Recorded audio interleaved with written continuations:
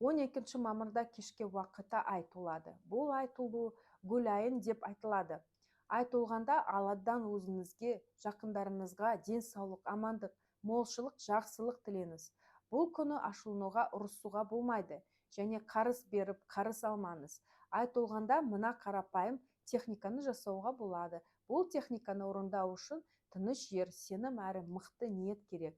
Тыныш жерде отырып, қолданыңызға қағаз, ручка алыңыз. Көзді жұмып, толған айдың жарығы үйіңізге молшылық, береке сәулесін түсіріп тұрғанын елестеріңіз. Сосын қағазға өз ниетіңізді жазыңыз. Мысалы, менің үйімне береке, байлық, мол табыс келеді, үйімізде ақша, молшылық кіреді, отбасымызда әрқашан тоқшырық пен тыныштық болады. Баршамыз деніміз сау, арамызды тату, күліміз шат болсын. Амин. Алла ниетімен қабыл етсін. Осы жазған парақты кошелекке 7 күнге салып қойыңыз. Күн сайын таңертең сол жазылған тілекке 1-2 минут қарап, күлімдеп, мына сөздер айтыңыз. Береке мен тыңдаймын, молшылықты мені үйіме ағады. Рахмет. Амин. 7 күннен кейін парақты өртемей, жай ғана жартып тастаңыз да болады.